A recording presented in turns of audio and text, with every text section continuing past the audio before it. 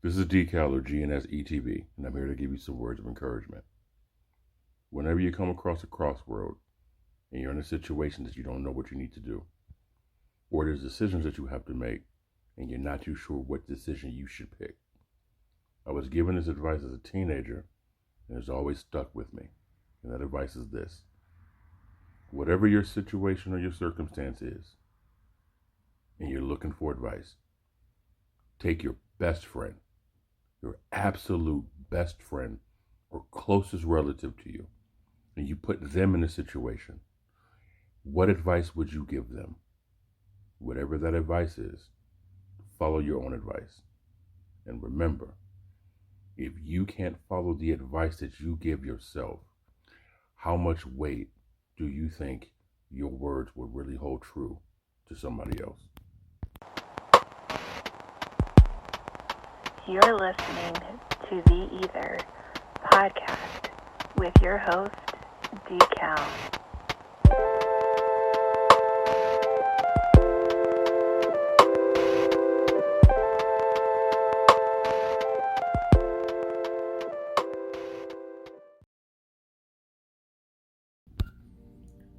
Hey everybody, what's up? This is D.Cal. And we're episode number 95 for the podcast, the E.I.T.H.R podcast. You can hit us up on social media at E.I.T.H.R on Instagram, on Twitter. You can also follow us on TikTok or YouTube, which is going to be under the parent company of the GNSing. You can also be a friend and subscribe to our TV channel, our own TV/streaming channel that we've created, put together. GNSETV.com is free. Sign up and check everything out. So, episode number 95 here at the GNS HQ in Northern California. And everybody knows I do my podcast, or I try to do my podcast Monday, Wednesdays, and Fridays around 3:30 Pacific Standard Time. That's the time I chose and the time I've been sticking with as best I could, because I figure that's a great time for audiences and commute home from work, picking up the kids, picking up a spouse in traffic or something of that nature. Tonight, just had some stuff on my brain. I figured, hey, I got a platform where I could, utilize and share what's going on. So that's kind of what I'm going to do on this episode tonight. Super random. And I wanted to do this last night, but I just never got the chance to do it. Because I figured, hey, you already put out episode number 94. Don't overload the people, right? So, I kind of want to talk to people from my own perspective of when it comes to attempting to do things that's out of the norm. And a few years ago, ex of mine, we were having a discussion about something, and I'll never forget when she says, "You should be a motivational speaker." And I made the comment back to her, like, why? Why would anyone want to listen to what I have to say?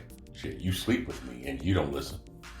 And she kind of, looked at me with this motherfucker, that reality of, I didn't expect for you to say that. I can't even refute what you're saying. I can't refute it. So, we're just going to move on. It was that kind of facial expression. And that never left my memory, obviously. And I remember moving forward sometime when I got into this network marketing business for selling fragrances. I've talked about this on episodes in my past. And it taught me a lot. That particular business. It taught me how to deal with people. It taught me how to read people, how to approach people. Listen, I'm 6'3". At that time, probably 270, 280. So you see this dude, listen, I was approaching people at liquor stores, parking lots. I was approaching women at gas stations, and it taught me how to take my appearance and, if you will, morph it to make it less intimidating for some people to perceive me. Was it 100%? Of course not. But I would say at least 90 to 95%. But it was very, very difficult. And I remember there was a time in this training program, there was no one that looked like me. Not just, the color of my skin, but it was no one who looked like me size-wise. Everybody was either to my shoulder or shorter. And their approaches were different. They were like energetic and outgoing and loud and fun and innocent looking and fun size and all this other fun shit. And then you had my big ass just looking out of place. So I knew how I approached people, but it was never yielding me the results that was expected of me. So naturally I was viewed as a bust, as a horrible salesperson. He wasn't going to get it. He's going to quit. Oh, the term we use, he's going to blow out. And that never happened. We would joint with this other location that was open. They were in a different division, but it was still the same company. And so with that, we kind of joined forces over the weekend, per se. Now, the training that I started with, they were frowned upon by everybody else. They knew it was a shady office. They just knew the people there were shady, crooked, no intentions on doing the right thing. The office I eventually transferred to was a little bit better, right? They were a little bit better. They was more productive, but they still had the same mindset for as expanding their region. There was more upfront money to keep you in training than there was to put you out in training, right? So if your main moneymaker goes and does their own thing, well, you got to start all over and try to find another moneymaker in your business. But that was the process, and I didn't understand that till later on of their philosophy. At least that's what I gather from it. So anyway, make this long story short, I eventually met with this dude named James. We called him Big Boy. James was like 6'5". I want you guys to think about this. I want you to take Suge Knight and Rick Ross and kind of morph the two together. That was James. And his trainer was Garland. I worked with James. I remember we was in Berkeley, not too far from the campus, and James had this backpack. And he was a very soft-spoken dude. He looked like James Harden, right? But just Suge Knight, Rick Ross version of James Harden. Bald head, thick beard, all that fun stuff. So speaking with him one day in Berkeley, I'm like, yo, how do you get people to listen to you? Because I wanted to learn. I really wanted to do better. I didn't have anyone to teach me. So he says, listen, you're big, you're black, and you look intimidating. It's you don't mean to, you just do to people. You have to get into the minds of people and how you are viewed from other people. So he says, look at me. T-shirt, jeans, backpack. I'm big. I'm intimidating. I look scary to folks. So I have to come off with the vibe, I'm non-threatening. So, he did this whole little spiel to people, and he made people feel as if they didn't have to worry about anything with him. He was soft-spoken, he was calm, he didn't move fast, he moved slow. He kind of told them, okay, I'm going to my bag to grab something. He was letting people know his move before he did it. So their eyes followed what the words said it was going to do. It was like, okay, he's going in his bag. I'm watching him go in his bag. I'm pulling out 2 samples. He's pulling out 2 bottles. It was like, he's telling you what I'm about to do, and your eyes confirmed it. So it gave this trust. I'm like, okay. So I mirrored him. And so we would, go to different towns and different cities, hit the road, so on and so forth. And I got better. And the moral of me saying that to people, or telling people that story, telling you that story, is I wasn't good at something. And I had to learn to get better at it. So what I did was, I found someone who was good at what I'm trying to get great at. Well, who was great at what I'm trying to get good at. And take their advice. And that's exactly what I did. And then from that point on, I was able to add a little bit here, add a little bit there, experiment with some things, what worked, what didn't work, why it worked, why it didn't work, so on and so forth. And so I notice a lot of people, man, if it doesn't work the first time and it doesn't go right the second time, many people give up. They just say, this shit's not going to work for me. It's not for me. I'm done. The problem with that, I think the traditional workplace mindset gives people this belief. Things are supposed to work within a time frame. And if it doesn't work in a time frame, it's time to move on. In certain aspects, that is correct. You have to know when to walk away. But it's that fine line, right? When to walk away, when to stay. And I can almost guarantee you, no matter which decision you make, you're going to have second thoughts about what you should have done, which the opposite choice you made. But a lot of people never give themselves chances to figure that out. Secondly, many people tend to listen to those who they know versus listen to those who are at where you're trying to be. And that's kind of where I am right now with the GNS Inc.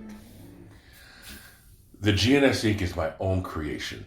It's a company that I created. And the reason being I created this company was, and I've said this before, growing up in the East Bay area, there was so many people out there hustling, trying to get their own. And I try to preach to people and express to people the collaborative way is the best way to go. That's the best way to do it. And mostly everyone who I admire, look up to, idolize, try to mimic, they collaborated one way or another with people. And whether it was for the same business, whether it was to start their own businesses. And I try to explain this to people. You can role play, if you will, especially when you're dealing with the business world, because most people don't know what it is that you're trying to do. So you can create this position, which creates this attitude, which creates this mindset, which creates a posture. What happens, and it's so hilarious to me, people will create this facade on the internet. But I think what happens when they walk past themselves in the mirror and they don't see that fake facade, they're reminded they are not who they say they are. And maybe it's a shortcoming. Some people, honestly, they just don't have the patience or the discipline to put up with the bullshit that comes with starting a business. And one thing that I was reminded of when it comes to doing things that you are passionate about, you have to bring the fun back into it. And a lot of people don't have fun when doing business. It then becomes work. Once it becomes work, then you have the pressures of expectations, and these things come with the business, sure. But it also depends on how you balance it all and how you see it. So tonight I kind of wanted to speak on why people are so afraid to do what it is that they want to do. And I'm using me as an example, all right? Because there is no absolute way to how to go about doing these things. There just isn't, man. And the GNS Inc. is my company, and I'm doing different businesses. And I hate bringing this thing up to people, like on my podcast, and because in my mind, me personally, as an individual, it feels as if I'm bragging or boasting or throwing it in people's faces. And when I talk to people, they are reminded me, it's like, you're not bragging, you're not boasting. That's not how you're doing it. You're simply using yourself as a prime example to show people, hey, listen, this is what I'm doing. You don't have to do that. And I think what happens is people, they see what other people are doing. They take your workload, or they take your experiences, or they take your outcomes, and they judge their moves on that right there. Almost as if they see how easy you had it, how difficult you had it. They don't see the work, they see the results. That's what they're going to emulate. They think in their mind, I'm going to emulate what he did to get here. But they don't see all the things that was behind the scenes. And I said it in one of my episodes prior to, one of my pet peeves are people who talk a bunch of, they talk a lot of game, but they don't do anything to back it up. And a lot of that comes from not being inspired. You're not tired. You're not exhausted. That's not it.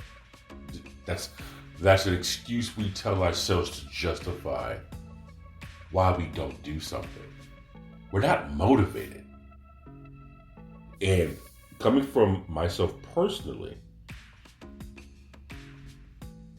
I get non-motivated because I've achieved something that people said I couldn't do in circumstances that would have caused people to give up. And I won.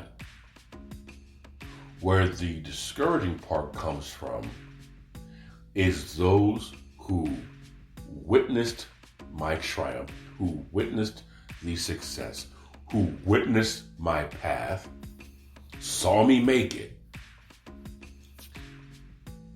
still don't use me as a tool of encouragement or a tool to collaborate.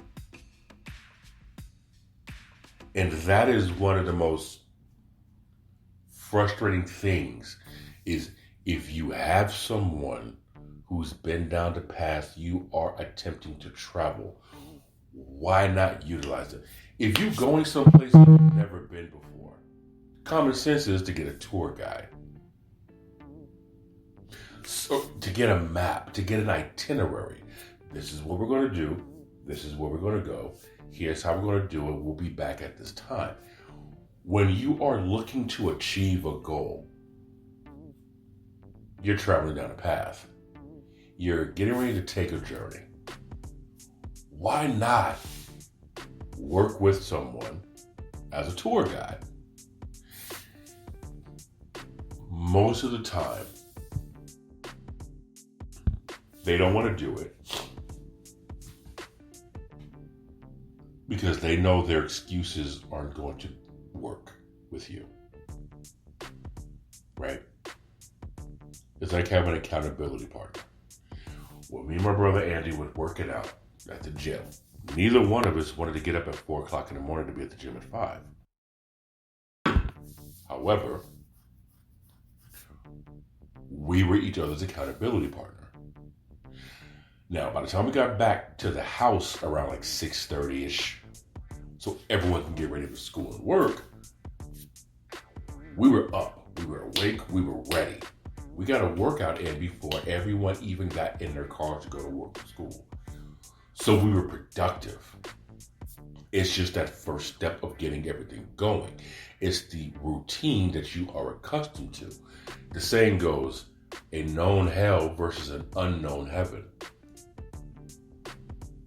But that's what a lot of people's issue is they're comfortable with their struggle of knowing what is coming next. But if you eliminate that, you also take away people's urge to complain about anything because you eliminate their complaining. You eliminate their problem. Listen, I'm not saying I know everything, but what I am saying, I know enough when someone is bullshitting or not, right? And I would tell people, you can lie to me all you want to. The problem is you got to live with the lie that you gave me. Because whether you tell me the truth or not, I'm going to go about my day.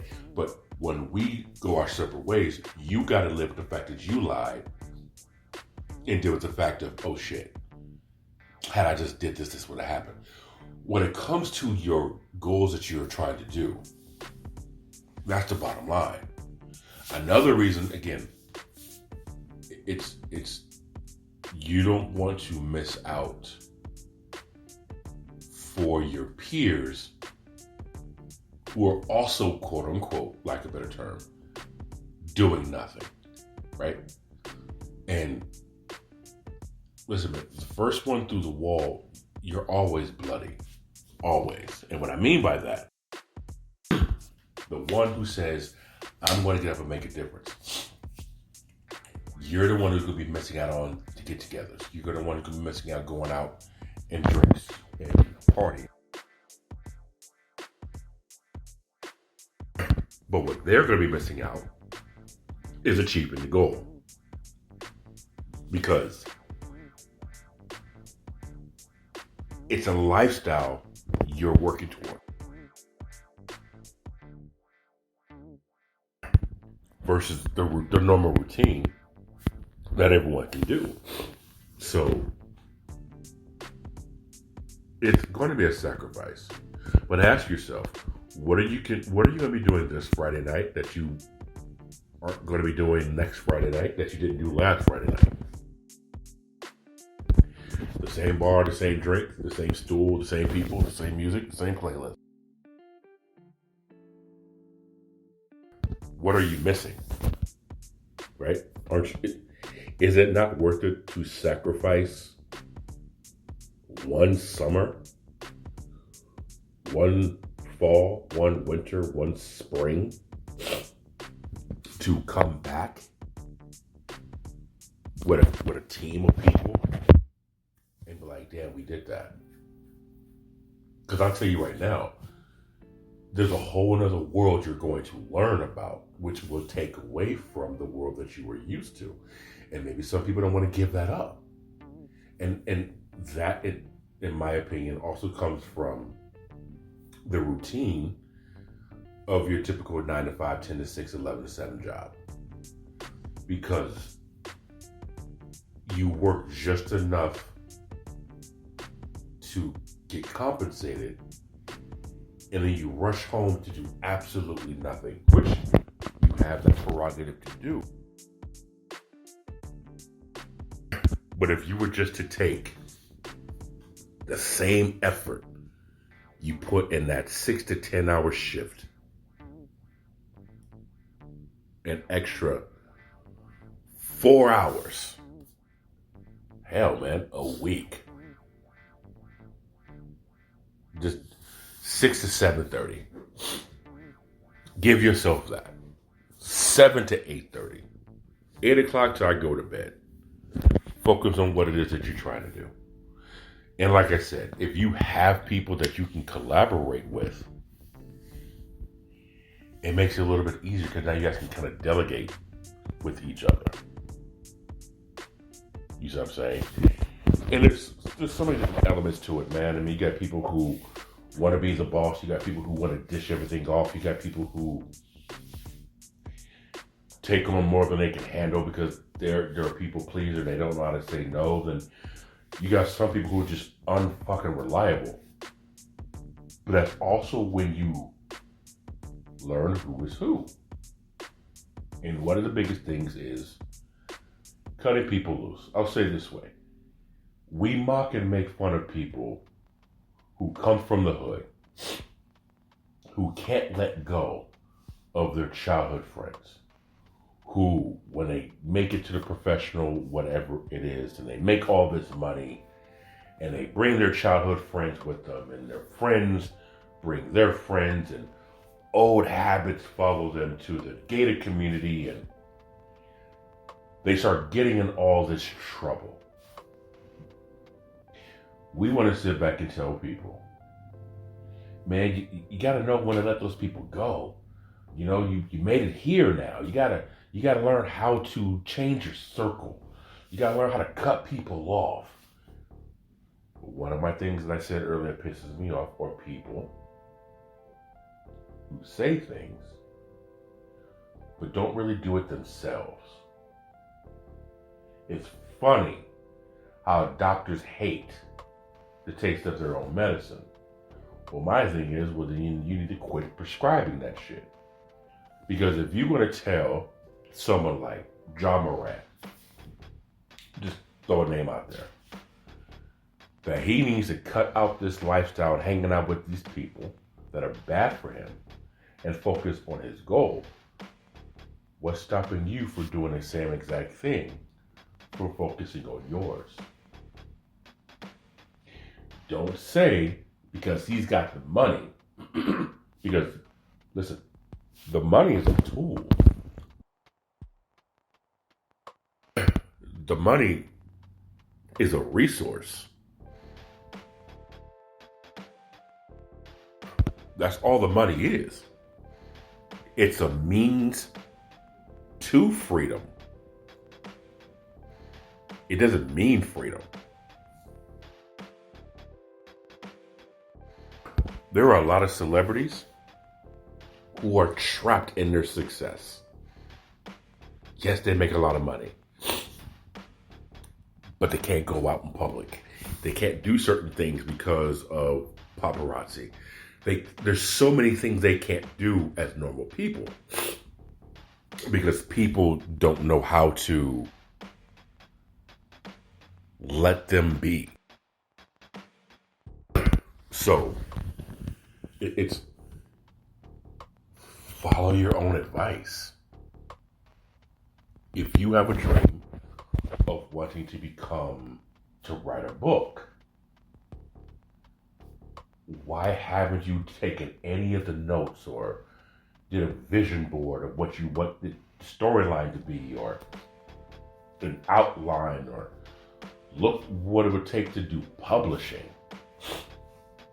Why haven't you done any of these things? Because you're tired. No, we've already established that. Because you're exhausted. No, that ain't it either. You're not motivated. You need to be re-inspired. And honestly, truly, really, that's where self-care comes into play.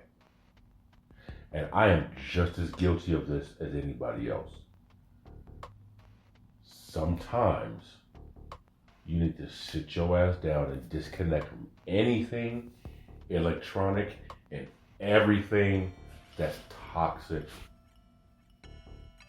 and give your mind a chance to miss what it needs.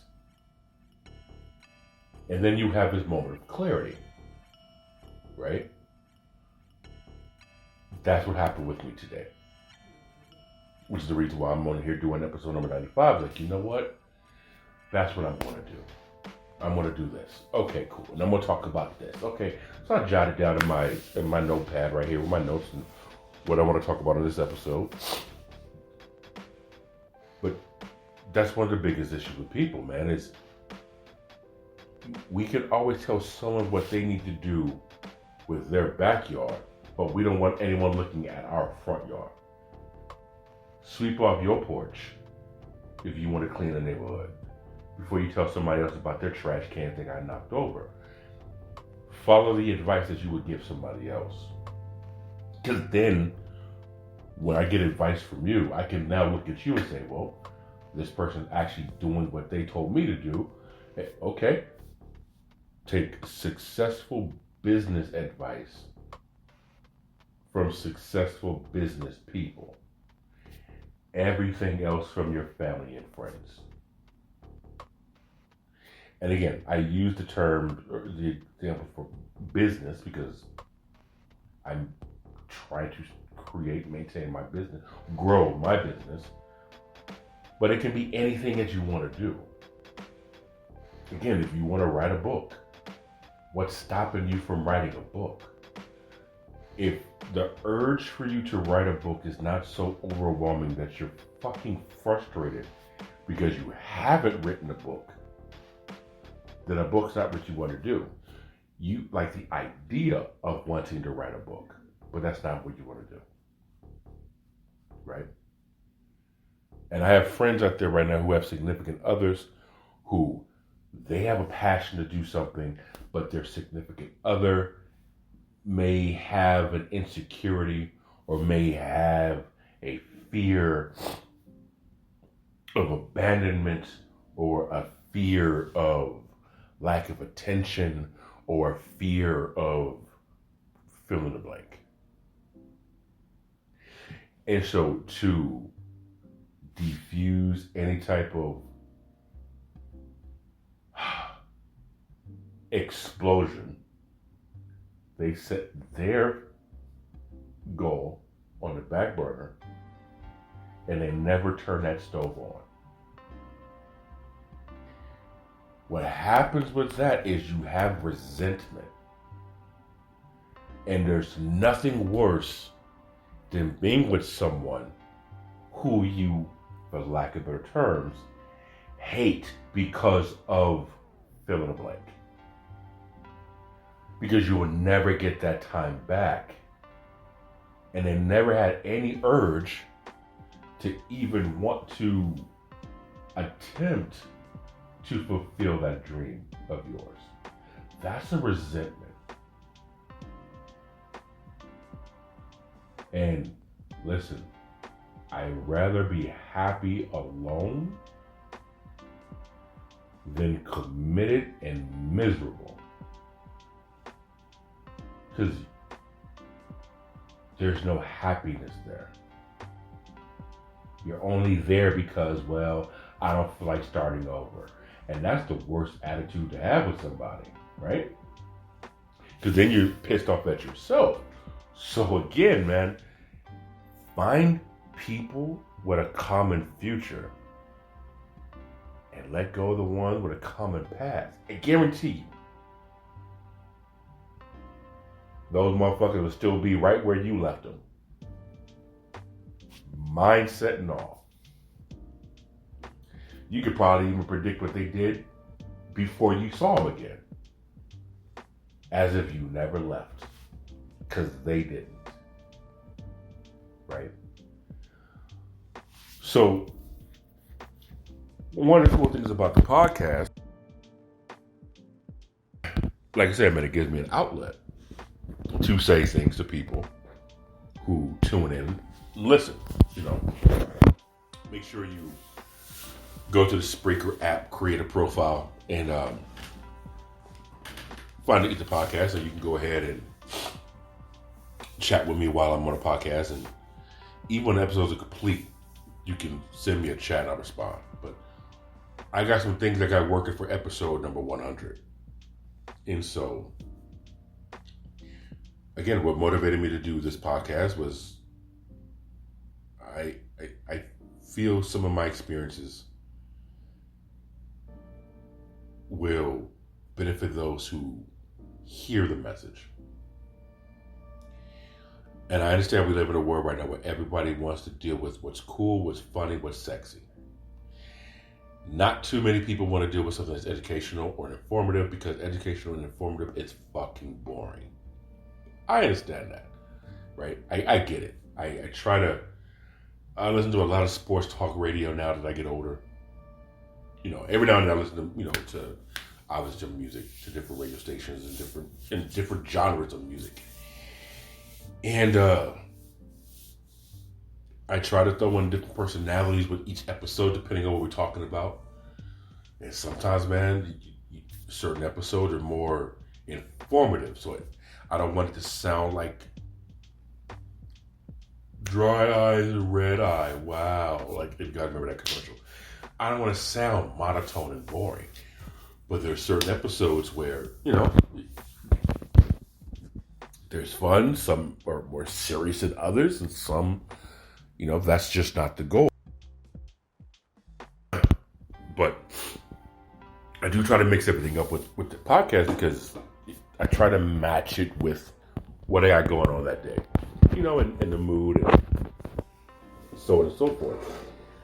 I remember I remember seeing this tweet from J. Cole. This is back when, anyone who knows J. Cole, he's one of the most iconic hip-hop artists of today's era. And he had a tweet. This is like back when he had just over 900 followers. He was like, I may only have like 900 some followers, but I love every single one of y'all. Be patient or keep the process, or something to that magnitude. And it wasn't too long after that, J. Cole blew up. Like, he blew. Now he's a multimillionaire, riding around on a bicycle, listening to music, getting in touch with people, on the internet and YouTube. Listen, there's a difference between quantity and quality. My platforms may not have the quantity that a lot of other platforms have. But I'm also not an out there kind of person, which I need to be more. But I'm also a person that has quality content. I don't want to be one of the individuals, man, who puts stuff out on my platforms merely just to get people to click to like to check it out. I'm more, if it's on my platform, there's some legitimacy to it, or there's some meat to it. There's some, lack of a better term, there's some content to it. So, I try to set my podcast up to where I do 2 to 3 topics each episode. That's my goal. And I do my best to set each topic within, a few instrumentals that I create within the segment. And once the instrumentals come to an end, I move on to the next segment, or I end the episode.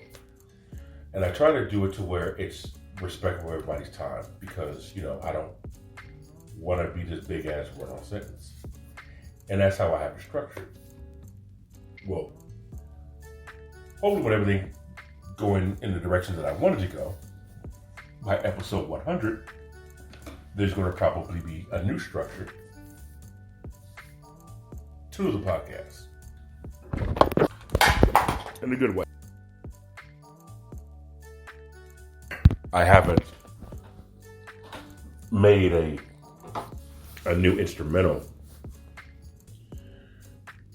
for the podcast since the 30th of January. Well, I take that back. I haven't finished one since the 30th of January of this year. So 3 months since I really focused on making a beat, and I was just working on a brand new instrumental before I started to do this episode for the podcast. So who knows? You might get something new tomorrow. You might get something new on Friday. Who knows? But again, it's common past versus a common future.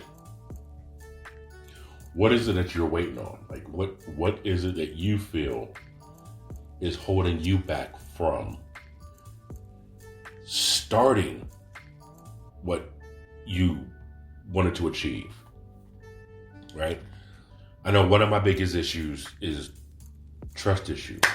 You know, like I have with my first business, those who know my personal situation, I have a huge issue with trusting those with responsibility for something that I'm trying to accomplish.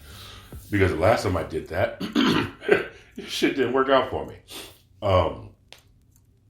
So I'm very reluctant to let someone in close enough. And unfortunately, I've let a couple people in to give them a shot. And the sad part about it is they proved me right. So it's like, okay, this is the reason why I don't deal with anybody. So, but I have a lot of ideas. I'm not going to let that discourage me. It is back to the drawing board. Okay, this has got to be put on hold for a little bit longer. And it happens to the best of us. It's not going to prevent me from making it come true. It's just, okay, well, instead of happening in the summertime, it's going to probably happen in the fall. You know, it's one of those things. But you live and you learn. Again, people,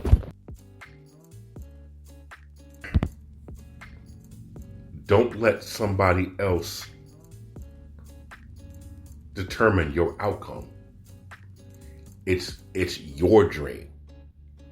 So if you're not working on your dream, you will be working for someone else's.